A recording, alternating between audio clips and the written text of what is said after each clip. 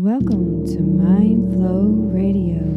We are creating conscious community by sharing mindful manifesting skills and transcendental music. We are all in this Together. I see modes of fixed explanation, lost on the way to a happy destination, slumped and sitting on the bench of despair, clicking through channels, escaping the care. Lots of excuses why actions don't matter. Meanwhile, the masses give in to the chatter, motionless accepting the rhetoric that's fed.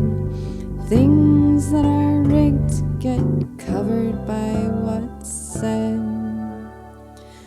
Go for a walk and breathe in fresh air. Turn off the screen, find a reason to care.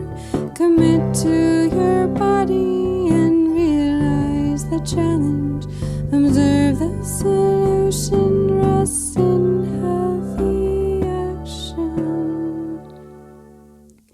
We want to believe in the goodness of all, but some people really hold us down to feel small. How can we find the strength to jump back and breathing and moving, feel I function again? Forget about the losses, suppressions, and judgments. Long enough to find the hope in existence. Stand up and speak up, feel everything you can. No labels or agenda, open up to your plan. Go for a walk and breathe in fresh air. Turn off the screen, find a reason to care. Commit to your body and realize the challenge. Observe the solution, rest in healthy action. So many reasons to give in or give up. Feeling like someone else knocked over your cup. Just want to escape into a fantasy. Forget about the aging, painful reality. If you don't use it, you lose it, that's true. To maintain well-being, well, get up and move. Find a community that understands. No need to be alone in any circumstance. Go for a walk and breathe in fresh air. Turn off the screen, find a reason to care. Commit to your body and realize the challenge. Observe the solution, rest in healthy action.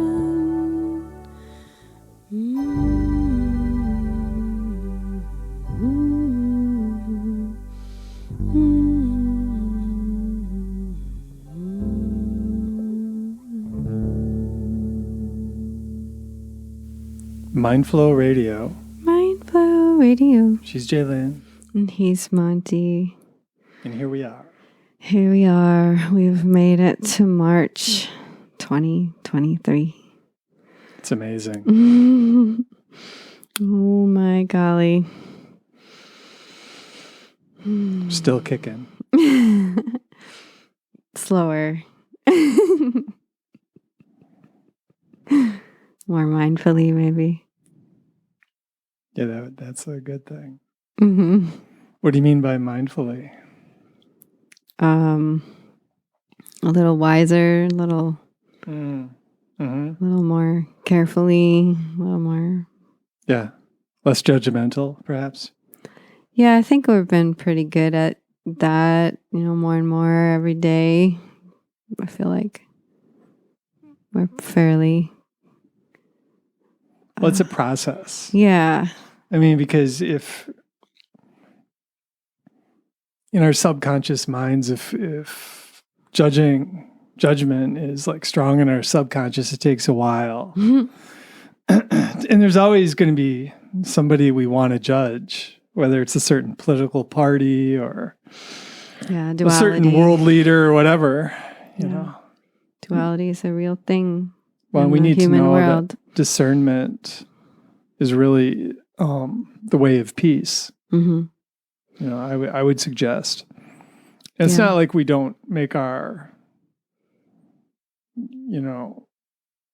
make up our minds about other people's energy, but it's just we're not judging them for it. Yeah.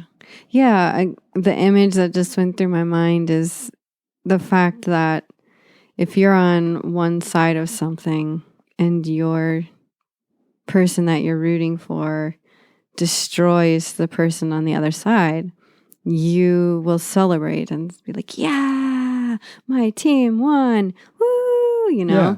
But there's always another side to the story.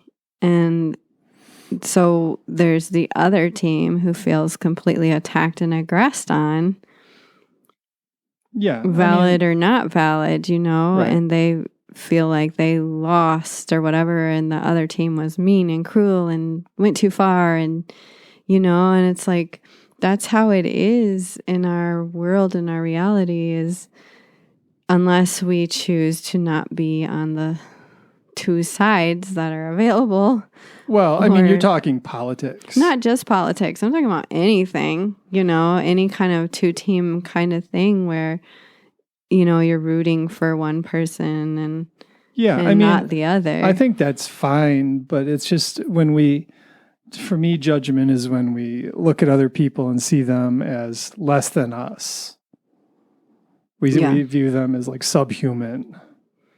Yeah, that's a pretty harsh judgment. I mean, I don't think that's what every judgment's about. No, I think there's a continuum, right?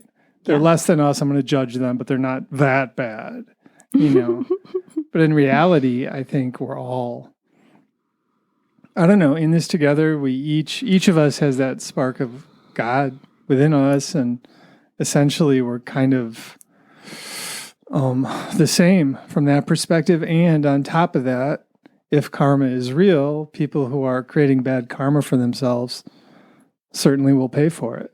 Mm-hmm. I mean, so. And I guess that kind of goes with what I was trying to say, and that is that it's not about one side or the other. There's both sides, and being able to see both sides and both teams and all the plays that are happening, and versus seeing it from one side of the fan base or the other, but from a neutral, like, this is what's happening, and this is what's happening on this team, and this is what's happening on this team, and more like what's the sports announcer's name? Yeah, maybe it's just a sports announcer. It's like a sports announcer, they're not supposed to be on one side or the other. Yeah, but sometimes, I mean, I'm just naturally on one side or the other. I mean, I'm typically just, I am anti-war, for example. And I think that's okay for me to be anti-war. Yeah, it's reasonable. Yeah, right. And I hope all of humanity someday becomes anti-war, and then it would be a big shift, Yeah. And I think that's okay that I'm on that side. Yeah. I mean, I don't have to be on both sides of that one. Okay. Yeah. So. Yeah, I feel like I can see both sides only from an astrological perspective. If every planet in the sky is a symbol of what we go through as humans, then we're really going to have to do some serious evolution to evolve our Mars symbolism from aggressive, my side is right, to some kind of assertive, let's all get along. Well, yeah, and that's a big jump. Yeah. Somehow we have to reprogram our subconscious minds out of this like tribal feeling that we need that war makes us safe, Right. War keeps us alive. Wars. And once we can reprogram the subconscious, then it'll be easy. Mm-hmm. But that's why most people laugh at the idea that, they just think people will always be at war with each other. Ha ha ha. And if you don't think that, you're being silly, but it's really not that complex. We just need to reprogram a bit, That's pretty complex. what we're here to do. Yeah, it is what we're evolve. here to do. Yeah. But I think there's also timing involved. I'm not about to attempt to say I know when the timing is, but I feel like we're kind of we're in a destiny. I'm losing words, launch or something like that. And we're not privy to the countdown or to the leap to the next level. We're just, the players on the field doing what we do best and attempting to evolve while on the field. So we don't really know. Isn't that what the age of Aquarius is all about? Yeah. But I still don't know. That's a really great hope. And I hope it's true. Yeah. But I don't know. The more I learn about astrology, the more I just wonder if it's possible for humans to evolve out of these very deep symbols that have made us human. But even Yogananda said that if we become advanced enough, we'll just transcend astrology. Yeah. So that would be really great. There's that. It really would be great. I don't know if it'll be in my lifetime. It would be really cool. I would enjoy watching the process. Yeah. But it's funny because maybe a year or two ago, I probably would have been like, yeah, it's going to happen. Like in the next, well, I don't know. I guess I've been saying 100 years for a while. So it's not, I haven't been really thinking it's going to be in my lifetime anyway. Well, I mean, all we can really do is work on evolving our own minds. Yeah. That's anyway, and not piece. Be too wrapped up in what everybody else is doing. Sure. Because that'll just hold us back. Mm-hmm. You gotta be individual in our processes and that just kind of goes back to the sports announcers. If we're all the sports announcer in our whole life, everything that happens, whether it's the car passing us or the unhappy coffee person. I'm not good with words today. You know what I'm trying to say? The barista. Yes, the unhappy barista.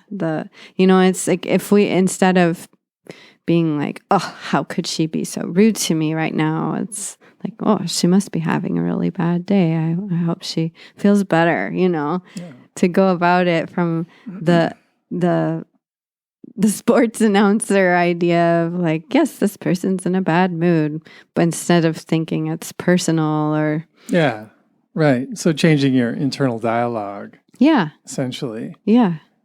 To just be more perhaps compassionate to others. Mm-hmm. And just realizing we all have struggles, Mm-hmm. Yeah. And we're all... The way I see it is I do think we each have the spark of the God mind within us, but on the other hand, we're all confused. Absolutely. And that's all of us. Yeah, we came unless to somebody's Earth enlightened, which I haven't met, I don't think, an enlightened being. But so we're all on this continuum of confusion, mm-hmm. And all we can, or the most effective thing we can do is work on our own selves. I feel like a lot of people that I've met in my life all long for the directions or the map or some sort of, am I going the right way? I feel like that's a common pain that we have as humans is just, we just don't know. We're just not privy. And that confusion that lack of clarity and is hard to be confident in. Yeah. Well, I mean, if we learn to trust our intuition, then things get easier. Yeah. And that's a super hard topic all in itself. I feel like sometimes when I think I'm trusting my intuition, it's usually not my intuition, and I end up kind of getting smacked in the face by the universe, like, no, that's not what you're here to do, or whatever it is, and and other times my intuition kicks in so solid, and I just follow it and it works out. But well, and that's really the key to being a successful human, I believe, is knowing whether that voice comes from our internal dialogue, whether it comes from a soulful perspective, or whether it's the ego chattering away. Mm-hmm. And I've heard it a lot, I mean, people claiming it's their intuition when perhaps it's the ego. Mm-hmm. Yeah. And just but developing that strong relationship with the soulful perspective, the soulful voice. Maybe the soulful voice sounds a little different. Mm-hmm. Maybe the soulful voice, it feels way different, that's for sure. Mm-hmm. And we all have it in us. It's just a matter of accessing it more effectively. And if we're able to access it, then we have the universe backing us up, essentially.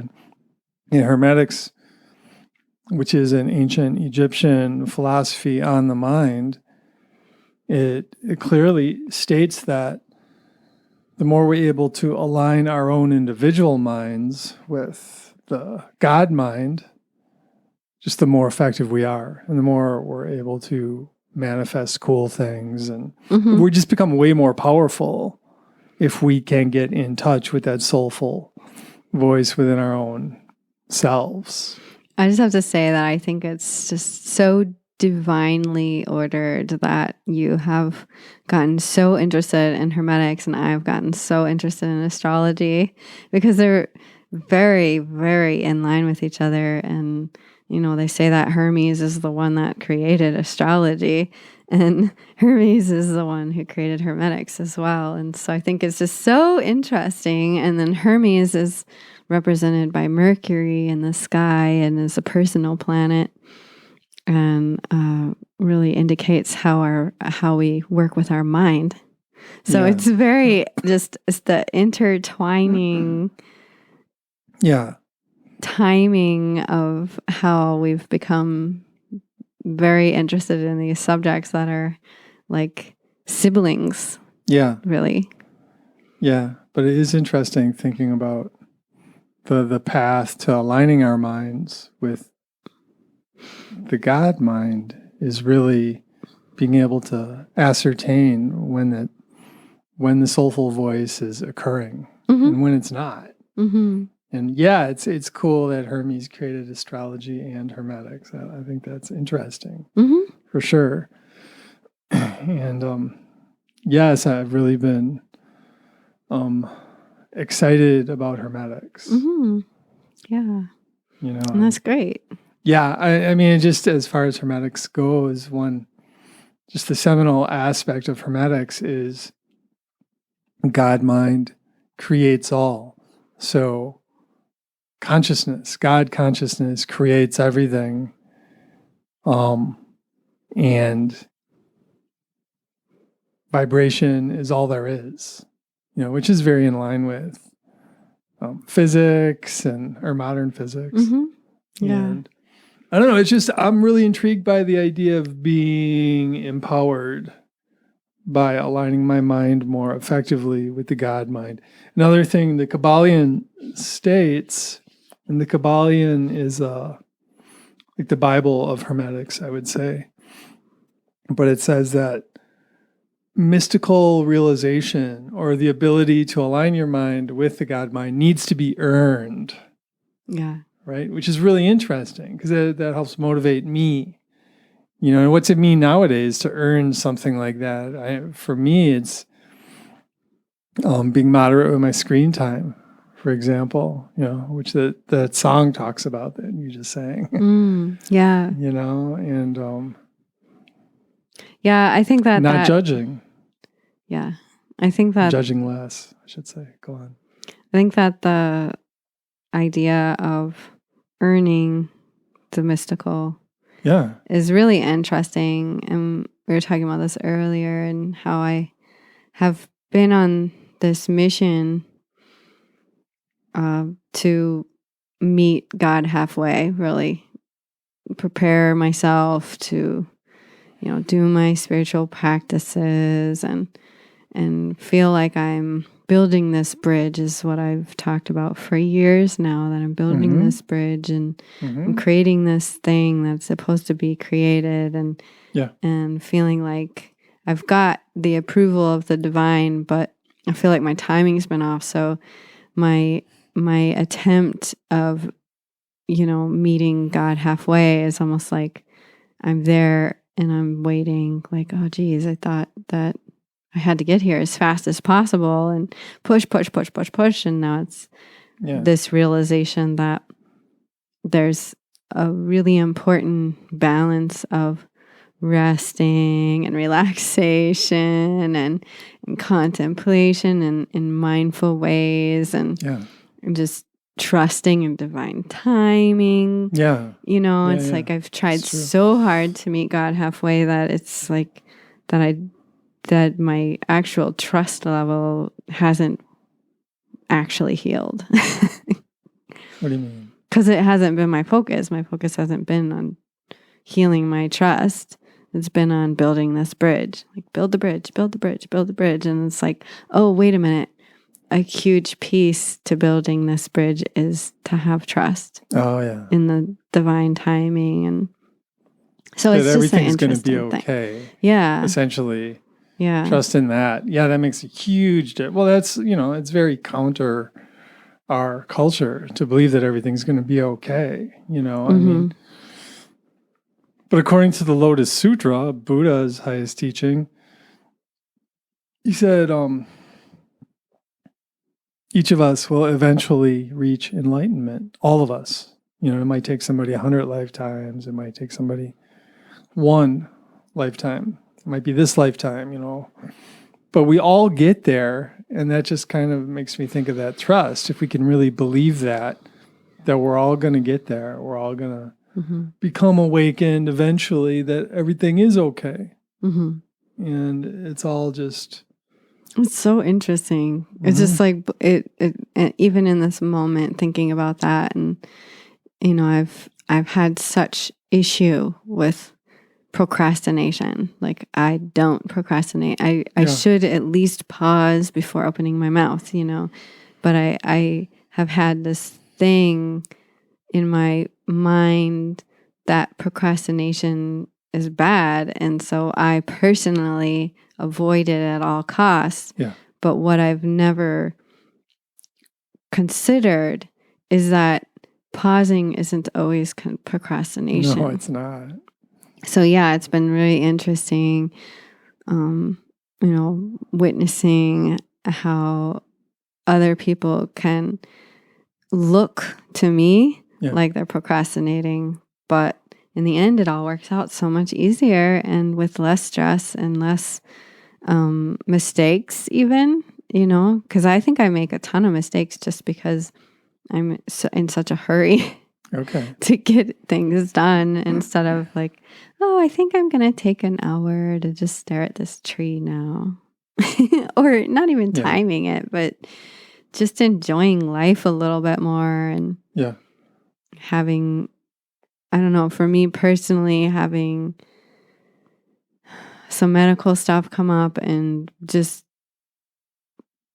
no longer have that choice. Like, it feels very Saturnine, like I'm just being slowed down by the universe. Like, the universe is just like, slow down, little one. You're just kicking and screaming and throwing a tantrum. Like, just sit back and watch the clouds. Yeah. It's been interesting. Well, and just like having silence in our minds is so important. I mean, moments of silence, moments of this pure, full-on awareness and quiet in our minds. That's what's lacking nowadays. Definitely. I mean, and we need to find that balance. We're great at analyzing stuff, but we're not so good at finding quiet in our minds. So we just get agitated because our minds are not designed to be computers, where we just analyze, plow forward. I mean, it's like Einstein. He would, he was great at analyzing stuff, but then he would take breaks and play the violin. I think that's when he found his silence. And if we're unable to find silence, then our minds are not working effectively. Yeah. Which is really common these days. And then we get agitated and then we blame others for our agitation. Yeah.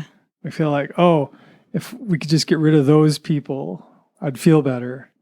When in reality, it's our own lack of balance that creates a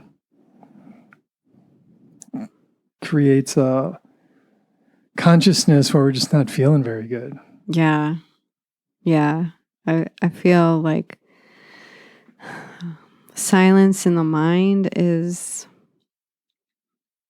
not an easy task for a lot of people to attain. And ever since I've been on the sharing journey of teaching others, coaching others, I've really understood and shared that having a traumatic past can make silence not the first step. It might be, it's more of like an advanced goal of reaching for silence or your stillness, that stillness deep in the mind and the heart. And I feel like it's understandable for any of our listeners who have hard time finding stillness and silence. That my personal favorite way to attempt the stillness is to use the mantra, I am here now, and inhale I, exhale am, inhale here, exhale now. And or I'll use it while I'm walking, and just with each step, I am here now, I am here now. And it works really well. It's been my closest to stillness that I reach. And I know for some people, like maybe you have an easier time with stillness. And I know there's like certain modalities of meditation where stillness is the way. That's like the main goal the whole time. But I know being a person recovering from trauma and assisting other people in recovering from trauma, that it's like definitely not the first step. Otherwise, all of the pain and all of the trauma just bubbles up in front of the consciousness, and it's like, hi, here I am, you ready for me? And it's so overwhelming and stressful that I just don't even recommend it unless you're prepared and you've done other practices first. Well, for me, it's when I do this Wim Hof breathing technique, breathing exercise pretty much every day. But a lot of what it is, it's intensive breathing. I call it power breathing, intensive breathing, followed by a breath hold, like a lengthy breath hold. And that's when I can find stillness most effectively. That's a great practice when I notice I'm stuck in rumination.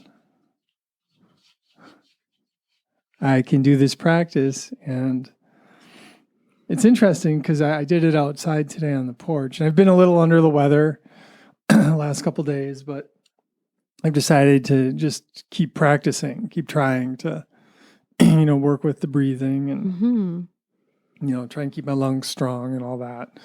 And, but when I'm doing this breath hold, there's this like buzzing that occurs in my body and my face. It's just like everything buzzes my torso, and it's easy for me to like hook into that, and then everything else kind of goes away.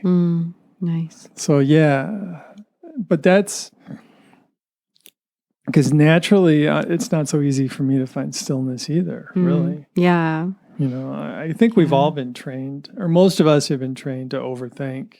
Oh yeah. I don't know if it's even training. I think it's just not being trained not to overthink. Yeah, our culture has trained us to overthink. Yeah, definitely. Overstimulation. Yeah, Eckhart Tolle would talk about how just the Native Americans, they would think the white people were just insane because they were just thinking all the time. Yeah, I've always seen that as a strength, but I'm really starting to question that one. Yeah. Well, I mean, it's just now when we're beginning to learn that silence is important for our psychological well-being. Well, I feel like, I guess rewind that, I haven't always thought that was a strength because I've known that meditation is super, super, super, super key to balance in life. But I have had this belief that when I'm not meditating, I should be strategizing and thinking and planning and strategizing. And now I'm starting to think that I need to bring in more just everyday silence and stillness and presence, and I am here now. I mean, I cannot tell you how much I'm doing that right now. Along with the Qigong breathing, and I'm trying. I mean, right after the surgery, I was not able to do what you've done while you've not been feeling well. Like, I just could not do anything. I would just be completely wiped out and incapable of Qigong or breathing focused. It would just put me back to sleep. I couldn't really do anything. So it's interesting to watch you. And granted, they're different scenarios and different things going on here, but it is interesting to observe and want to, how many people have I known who are like, oh yeah, I want to meditate, I don't have time, or and right now it's like, oh, I want to do Qigong, but I don't have energy. But you I did do. some today. I did, yeah, but it's still like you had to encourage me so much for me to actually do it. Well, it's just because you're so good at it. I need to encourage that. Because I appreciate it. I mean, it's my experience doing the Qigong with you is that you certainly do seem to find some quiet in your mind when you're doing the Qigong. Yeah, especially when I do it with others. When I do it with myself, it's like meditation, and I'm like trying to get that thing to be quiet. Well, that's what practice is about, though. Yeah. The more we practice, the better we get at it. It's like the violin. You have to practice that a lot to get good at it. Yeah, for sure. But you're just a natural with the Qigong, for sure. Thank you. Yeah. Yeah. Yeah, so we're going to play you another song. And I also want to just briefly explain the first song. And it's called Go for a Walk. And we wrote that years ago. And Monte asked to pull it out of the beloved notebook and play it again. And so we've been practicing it for a couple weeks. And it's so amazing. It's one of those evergreens, because it's so fitting right now, even though it was written many years ago. So, and the part that gets me is just wanting to give up my practice, wanting to just, can't I just watch TV? I haven't done that in years. Can't I just sit back and watch TV and chill out? And like, I don't know, there's just this desire to give up. Yeah. And that line is in the song, you know, wanting to give up and having to face the painful aging reality that if you don't use it, you lose it. Yeah. And it's like, okay, no, I'm not going to give up. I'm going to keep going, you know? Yeah. So it's so funny to pull this out right now and be like, okay, this is exactly what I need right now, to hear my own words to myself. Yeah, right. I mean, and for me, it's like giving up is, I mean, we don't have a TV, but I spend too much time on Facebook, etc., Twitter, whatever, YouTube, you know. So that's when I'm feeling like giving up, I'll just engage with that stuff for a while. Yeah, me too. Afterwards, I'll just feel terrible. My mind will feel cluttered and dull, basically. So, yeah. And the next one that we're going to play is Lokah Samastah Sukhino Bhavantu. And this is about, it's a prayer for all beings everywhere to be happy and free, and praying that I too am a part of bringing that happiness to the world.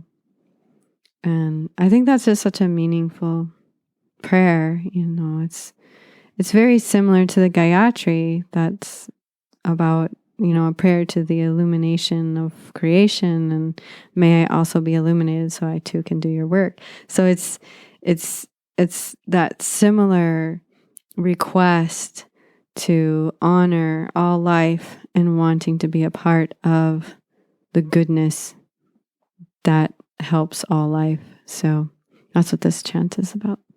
So we'll talk a little bit more in a few minutes, and I hope you enjoy.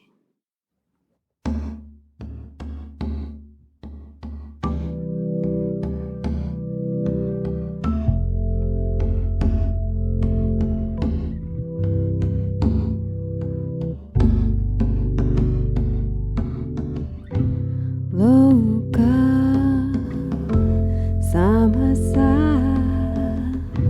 Sukhino Bhavantu. Lokah Samastah Sukhino Bhavantu. Lokah Samastah Sukhino Bhavantu. Lokah Samastah Sukhino Bhavantu. Lokah Samastah Sukhino Bhavantu. Bhavantu. Lokah Samastah Sukhino Bhavantu. Bhavantu. Lokah Samastah Sukhino Bhavantu.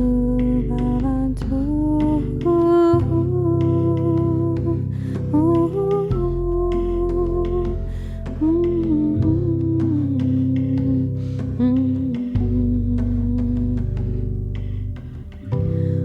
Lokah Samastah Sukhino Bhavantu. Lokah Samastah Sukhino Bhavantu. Lokah Samastah Sukhino Bhavantu. Lokah Samastah Sukhino Bhavantu. Lokah Samastah Sukhino Bhavantu. Bhavantu. Lokah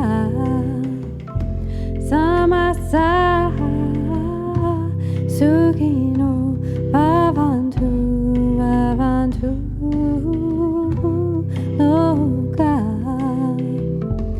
Samastah Sukhino Bhavantu, Bhavantu, Lokah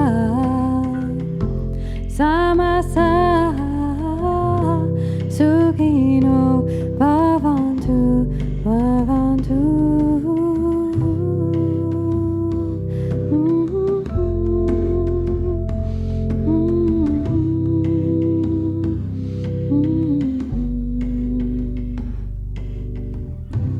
Om Shanti, Om Shanti, Om Shanti,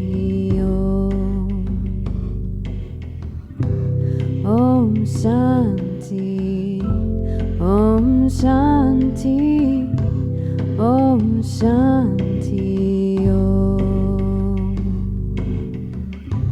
Om Shanti, Om Shanti, Om Shanti, Om Shanti, Om Shanti, Om Shanti,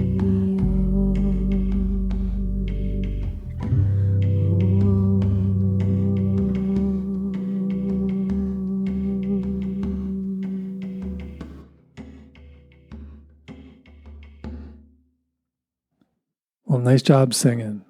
Thank you. Lokah Samastah Sukhino Bhavantu. What's that mean again? It means, may all beings everywhere be happy and free, and may my thoughts, actions, and words contribute to that happiness and freedom for all. I love that. Yeah, it's a really beautiful chant. Well, just the idea, too, that your thoughts can, like, just help people or hurt people. It's interesting. It's something we're not trained to believe, but it's probably true. Yeah, I think that's the telepathic desire that we have, but we don't realize we actually kind of do it. Oh, we do. I mean, people feel it. If I walk into a room and I'm judging somebody, they feel it. Yeah. I wonder sometimes if, like, I'm engaging in, like, gossip and talking bad about somebody, if they don't feel it right at that moment. Probably. I think they do. Probably. Yeah. Right. Life is not like we think it is. Yeah, it's trippy. You know, but it's cool. It's empowering to know that we can use that to our advantage. If we can just stop and, judging others, for example, it's going to just make the world a better place because you're going to help others feel better. And you're going to feel better because of it. And then I'll be a saint. I don't know. If I could actually do that, I think I'd be a saint. I don't know. We'll see. It's down the road. Yeah. But it is interesting I feel like the more and more I witness that, I do think that people feel other people's thoughts at the time they're thinking them. Yeah. It brings a different importance to being mindful of what we think. Oh, heck yeah. Say and for sure. And it all starts with, what we're thinking. And then, in Stoicism, it talks about being cautious with what we say as well. Like have a strong filter in place. And to give people slack. Oh, yeah. Or I don't know what the word is that the Stoics use, but that's the word that you've shared with me. Well, part of Stoicism is be strict with yourself, but cut others slack. Which seems to be a good policy. Yeah, because then we wouldn't be as judgmental. I mean, again, discernment is important, and it's also important to honor our feelings. If we have a hard situation and we need to process it with somebody. But there is also the reality that we can need to process that, but it's also somewhat of an addiction to that chemical reaction of, I've been dissed again.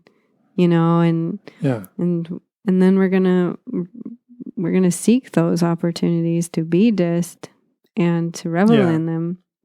And I honestly, from the bottom of my heart, I don't mean that in a judgmental way, because I know that I myself deal with those chemical reactions of wanting to be dissed so I can feel the the high of anger and being dissed, or someone passes me on the road and then they slow down in front of me. I tell you what, I have a little flip out, and but lately, pretty much ever since my surgery, I've just not given a hoot who passes me or how fast they're going, and it hasn't happened. Yeah, that's interesting. It is interesting. That's what I was wondering. I think the universe gives us opportunities to overcome old habits, and it'll just keep presenting the same situation till we shift, can overcome it. Yeah, and now I'm just like, whatever. But yeah, I'm so whatever that I don't think anyone's actually done it to me since I've that's interesting. Gotten to the surrender piece. Yeah. I'll be late if I'm late, so what? All right. And in Hermetics, or in the Kabbalion, it states that everything has purpose. Yeah. Everything. So yeah. Totally. So, and everything is perfect, even though we can't really understand that. I can understand it maybe for myself. I'm not going to put that on anyone else, but according to the Kabbalion, karma is real, and I know it's true in my own life for myself. And that's about as far as I can go with that one. According to astrology is like the way to understand your karma. Huh. Well, I should learn more about astrology then. Oh, wow. Interesting karma. Yeah, totally. It's so interesting, and one thing that I've come to understand as well, really in my own practice, is that I don't see myself caring about why that karma may be. Was it a past life? What did I do? What happened? Yeah. And then it's just like, whatever. This is the karma. Right. It doesn't matter how it got there. No. So it's interesting to also kind of have that new direction in myself as well. Yeah. Like, it doesn't matter what happened in the past. We're here now, and this is what is. And I mean, I feel like this life is worth understanding because we're in it, and we all have a past. But I guess I mean past this life. Doesn't matter because we can't. No, we can hypothesize. We can imagine, and imagination is a great tool. Can be. It can be a really great tool, but sometimes we don't need to know, and we don't need to know, which has been a huge lesson in my own life. Right. And it seems like our culture is full of people who pretend they know because of their imagination. They might be getting messages. I don't know. I mean, some people are right, I'm sure, but it kind of gets back to that ego perspective versus soulful perspective. And I think people who are really steeped in the soulful perspective are probably their intuition's just really there. And it works for them. But then there's somebody like me, and I go back and forth. From the ego perspective to the soulful perspective, back to the ego perspective. Yeah, I do that for sure. A lot. That's one thing, just even like I talked about overdosing on screen time. That's a surefire way for me to get into the ego perspective. And I know it, but I still do it sometimes. So it's sort of interesting. I need to have more resolve, I guess. Well, that's the thing. Now that I realize, through Hermetics, that the path to power is to align my mind with God consciousness, or to get closer to it, to harmonize my mind with God consciousness. I would think I would work harder at it. Sometimes I just don't. Yeah, I think.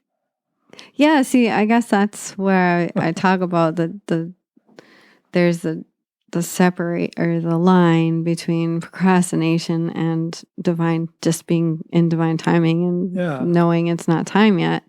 I feel like you and I are really strongly into our self-care practices, whatever, our meditations, or Tai Chi, or Qigong, or our yoga, taking time to be present. And I've been really working with a technique called the rehearsal, where you rehearse your day, you rehearse the obstacles you're going to come up against. And so, there's all these practices, and I don't see you slacking on them, like, ever. So I don't know, cut yourself some slack. Maybe. Yeah, that's true. But sometimes I think I do all these practices just to, like, straighten my mind out, because it's like, Totally, I know what you mean. Yeah, okay. It's like you're doing the practices just to have a sense of normalcy. Yes, right. Yeah, just to same. Keep the ship heading in the right direction, relatively. Yeah. Yeah, totally. And I think that's really the way to meeting God halfway, is just keep doing that, and without any expectation of when and what it's going to look like. And I hear that when we manifest, we want to imagine what it will look like, but it's also important to know that it could be way better, or it could look way different. But I think our imagination, in that way, the manifesting imagination, helps us to be motivated to keep going, Yeah. Well, in what you had just mentioned about meeting the universe halfway, it just really makes me think of Thomas Merton, who's a famous Catholic mystic, contemporary-ish kind of guy. And he said that this God force is always raining down on us. And all we have to do to receive it is to just clear our minds. Like remove the umbrella or something. Yeah, right.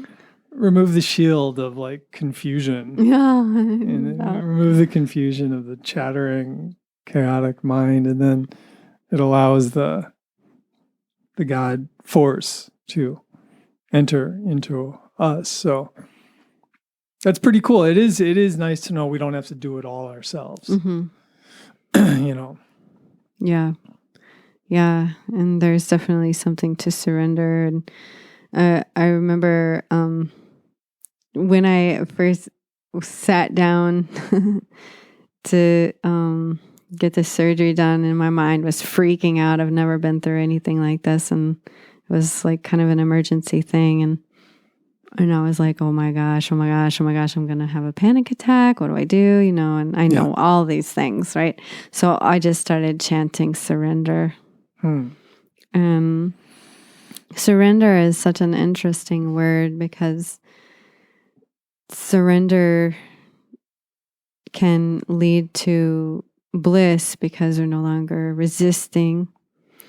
But depending on what we're surrendering to, it can be bliss or it could be terror. So, I've definitely talked with people before who have said that the word surrender triggers them, and I get it, but I guess for me in this situation, just chanting surrender helped my heart rate go down and help me breathe deeply and just accept the moment and, okay, this is happening and I've got to calm down and, I'm going to trust these people that they know what to do. And, so it was just a really interesting maturity for me because I've never experienced that. I know that you have, and I know many, many people have had those situations, and so this is my first time of really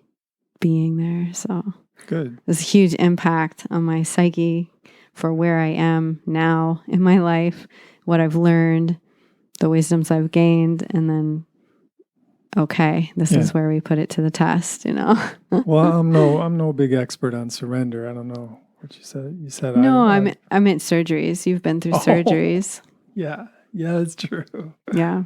Yeah, okay. I thought you were saying I was good at surrendering. I was like, I don't know. Yeah, I don't know. I should. That would be a good thing for me to work on. Surrender. Yeah, because then once you surrender, you stop trying to manipulate everything.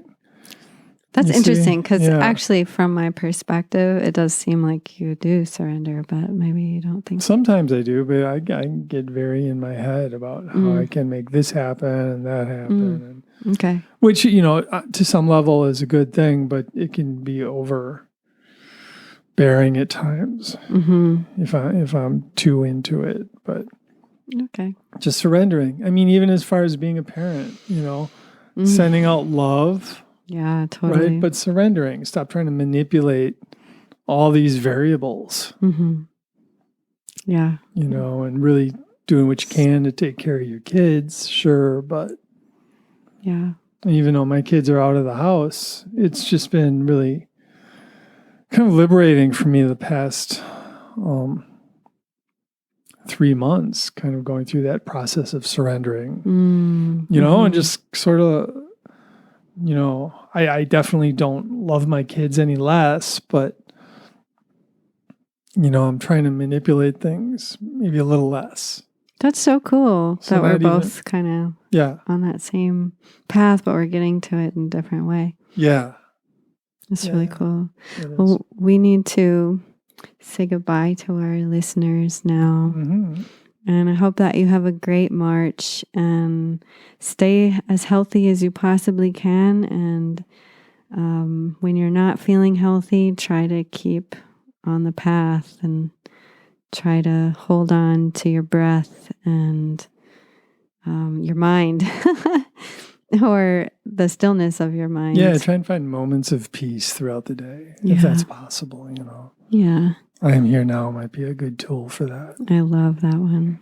Yeah. So y'all, thank you so much for listening.